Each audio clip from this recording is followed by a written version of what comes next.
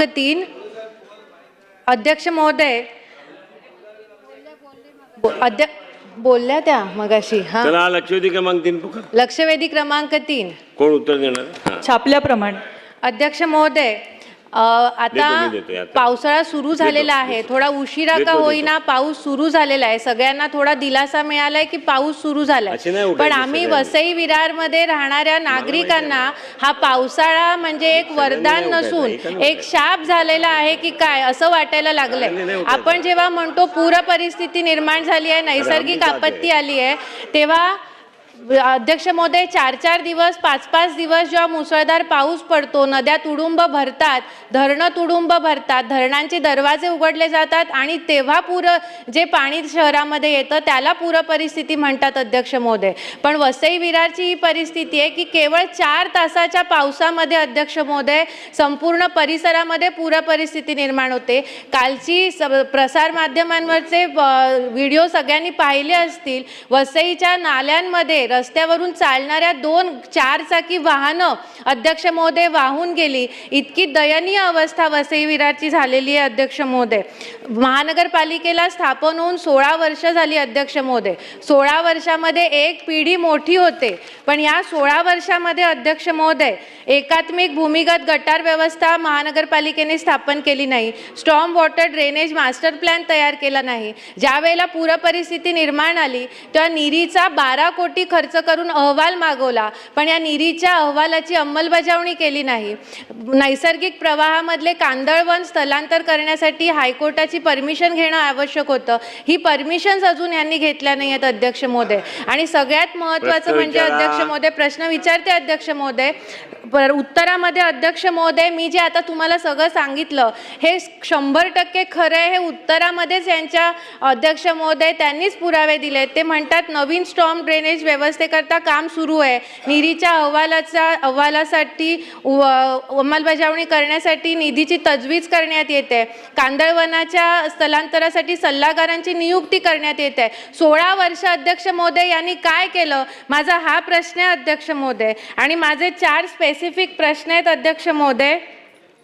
अध्यक्ष महोदय प्रश्न विचारण्याच्या आधी माझी एकच विनंती आहे अध्यक्ष महोदय. आज वसईतल्या प्रत्येक आईची भावना मी आपल्यासमोर मांडते. प्रत्येक मूल जेव्हा शाळेत जातं आणि पाऊस सुरू होतो तेव्हा त्या आईच्या मनात एकच प्रश्न येतो अध्यक्ष महोदय की माझं मूल सुखरूप परत घरी येईल की नाही, अशी परिस्थिती निर्माण होते.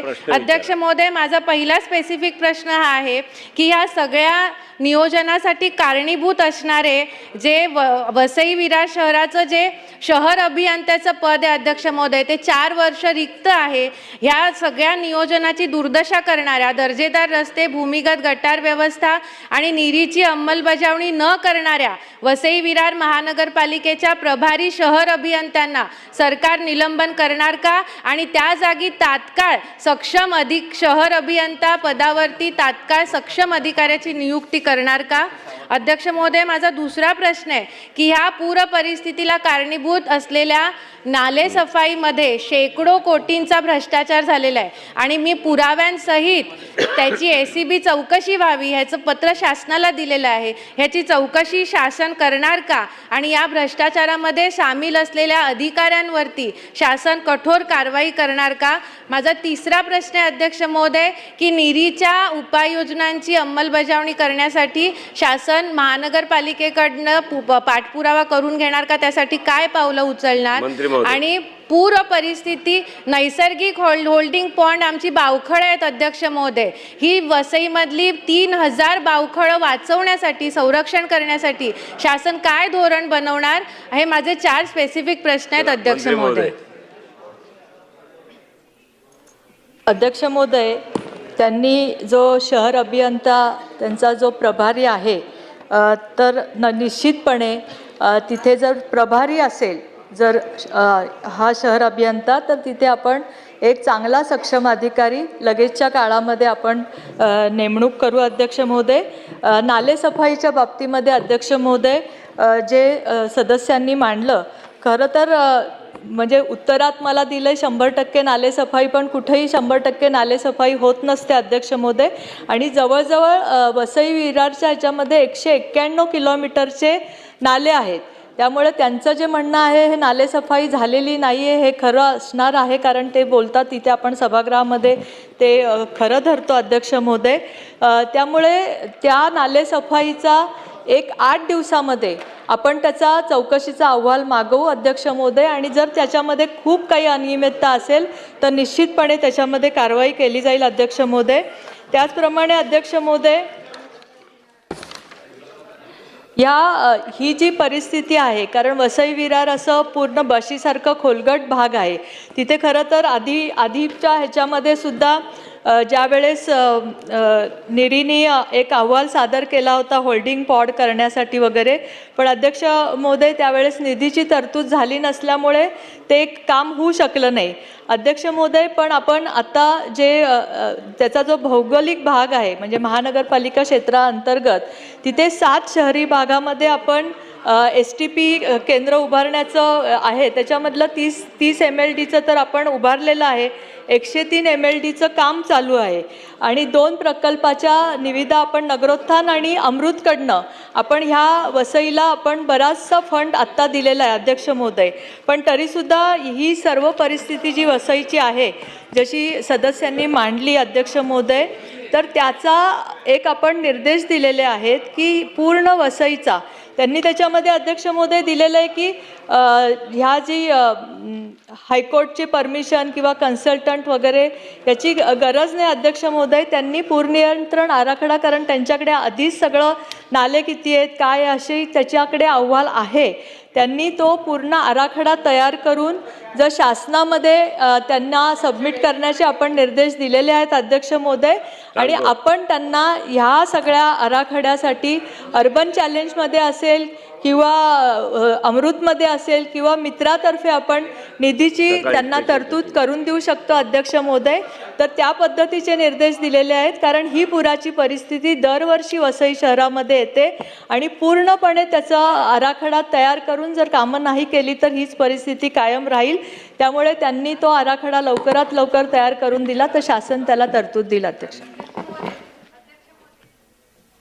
अध्यक्ष महोदय, शेवटचा प्रश्न विचार. अध्यक्ष महोदय, या उत्तरामध्ये महानगरपालिकेकडून जे उत्तर आलेलं आहे मंत्री महोदयांना ते सपशेल खोटं उत्तर आहे अध्यक्ष महोदय. यामध्ये त्यांनी लिहिलेलं आहे की रस्त्याची उंची वाढवणे, गेट बसवणे इत्यादी कामं महानगरपालिकेच्या निधीमधून केलेली आहेत. मला एक तरी गेट यांनी अध्यक्ष महोदय दाखवावा किंवा त्याचा फोटो तरी दाखवावा. इतकी खोटी उत्तरं देऊन मंत्री महोदयांची जर दिशाभूल करत असतील अध्यक्ष महोदय हे, आणि दरवर्षी पूर परिस्थिती निर्माण होते अध्यक्ष महोदय. कप बशी सारखी सिच्युएशन आहे, हे उत्तर तर ह्यांना खूप सोयीस्कर झाले अध्यक्ष महोदय. ही कप बशीची भौगोलिक परिस्थिती आता तर निर्माण झालेली नाहीये, ही पूर्वीपासून परिस्थिती अशीच आहे. मग आता 2017 पासून काय दरवर्षी पूर परिस्थिती निर्माण होते अध्यक्ष महोदय. या पूर परिस्थितीचं नियोजन करण्यासाठी, शहराचं नियोजन करण्यासाठी जे जबाबदार अधिकारी त्या पदावर वर्षोनवर्ष बसलेले आहेत अध्यक्ष महोदय, त्यांच्यावर जोपर्यंत निलंबनाची कारवाई होणार नाही अध्यक्ष महोदय, तोपर्यंत महानगरपालिकेतला कुठलाही अधिकारी सक्षमपणे काम करणार नाही. ठोस इथे अध्यक्ष महोदय कारवाईची आवश्यकता आहे अध्यक्ष महोदय. आणि मी कळकळीची विनंती करते अध्यक्ष महोदय की ही कारवाई चौकशी नालेसफाईचं जे म्हणतायत, मला मंत्री महोदयांना सांगायचं आहे अध्यक्ष महोदय आणि आपल्यालाही, बाजूला मीरा भाईंदर महानगरपालिका आहे, तिथे 10 तासाला 8,000 रुपये यंत्रसामुग्रीचं भाडं दिलं जातं आणि वसई विरार महानगरपालिकेमध्ये एका तासाचे 8,000 रुपये यंत्रसामुग्रीचं भाडं दिलं जातं. ही किती मोठी तफावत आहे अध्यक्ष महोदय. त्यामुळे फक्त नाले किती साफ झाले हे बघून चालणार नाही, तर नाले सफाईच्या निविदा प्रक्रियेपासून सगळी चौकशी करावी लागणार आहे. आणि या पूर्ण भ्रष्टाचारामध्ये अध्यक्ष महोदय जे सगळे सामील आहेत ते प्रतिनियुक्तीवर महानगरपालिकेमध्ये त्यावेळेला होते नियुक्त, आणि आता ते मंत्रालयाच्या UD डिपार्टमेंटमध्ये उपसचिव म्हणून कामाला आहेत आणि आज ते वसई विरारचाच प्रभार पाहत आहेत. मग ह्याची चौकशी कशी होणार अध्यक्ष महोदय, हा माझा प्रश्न आहे. तर याला ठोस कारवाई अध्यक्ष महोदय मला अपेक्षित आहे अध्यक्ष महोदय. प्रभारी जे शहर अभियंते आहेत, प्रभारी शहर अभियंते जे आहेत त्यांच्यावर निलंबनाची कारवाई करा अध्यक्ष महोदय. एका वसई विरार महानगरपालिका सारखा महानगरपालिकेवर जर सिटी इंजिनियर 4-4 वर्ष नसेल नगर अभियंता, तर आपण फार गंभीर विषय आहे.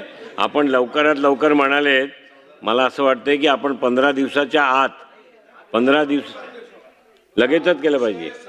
सदस्य पोटतिडकीनी मांडताय ते सांगताय की कब्बशी कशाची कब्बशी, वाटीन, चमचा, प्लेट. मंत्री महोदयांकडून अपेक्षा आहे की तुम्ही 191 किलोमीटर आहे, तुम्ही याची चौकशी करून पटलावर उत्तर ठेवा ना. त्या जेव्हा सन्माननीय सदस्य एवढ्या पोटतिडकीनी मांडताय की सर्व मातांना आपल्या मुलांची चिंता वाटते, अधिकारी वसई विरारच्या चार्जमध्ये, तोच इकडे डेप्युटी सेक्रेटरीच्या चार्जमध्ये. अध्यक्ष महाराज, शेवटी अशा पद्धतीने जर उत्तरं आलीत आणि अध्यक्ष महोदय म्हणताय विचारा. अध्यक्ष महाराज, विचारा म्हणजे काय? उत्तर द्यायला सांगा ना. स्पेसिफिक उत्तर यावी, समाधानकारक उत्तर यावी. जर प्रश्न विचारणारा चुकीचा असेल तर तर्कसंगत सांगितलं पाहिजे प्रश्न. तुम्ही काय कब्बशी आहे, वसई विरार कब्बशी आहे, तर काय चहा टाकून प्यायचा आहे का? त्यांनी सांगितलं कब्बशी सारखा आहे म्हणून. सोसर एरिया 8 दिवसामध्ये पटलावर सर्व चौकशीचा अहवाल ठेवा. अध्यक्ष महोदय, मी पहिल्यांदाच सांगितलं की पूर नियंत्रणच्या बाबतीमध्ये, नालेसफाईच्या बाबतीमध्ये जे काही कामं झाली असेल त्याचा चौकशीचा अहवाल 8 दिवसामध्ये आम्ही मागवून त्याच्यावर कारवाई करू. दुसरं मी सांगितलं की जिथे आज निदर्शनास आणून दिलेल्या सदस्यांनी की त्यांचा जो सिटी इंजिनियर आहे तो प्रभारी आहे, तिथे दुसरा माणूस सक्षम देऊ आणि 15 दिवसामध्ये आपण देऊ, हे पण मी पहिल्यांदाच सांगितलं. अध्यक्ष महोदय, कब्बशीचा उल्लेख फक्त मी अशासाठी केला की निरीचा अहवाल जो आला होता त्यांनी ती कब्बशीच्या ह्याच्याप्रमाणे जे तिथे काही जे पॉडचे आणि हे सुचवले होते ते निधी अभावी त्यावेळेस करता आले नाही.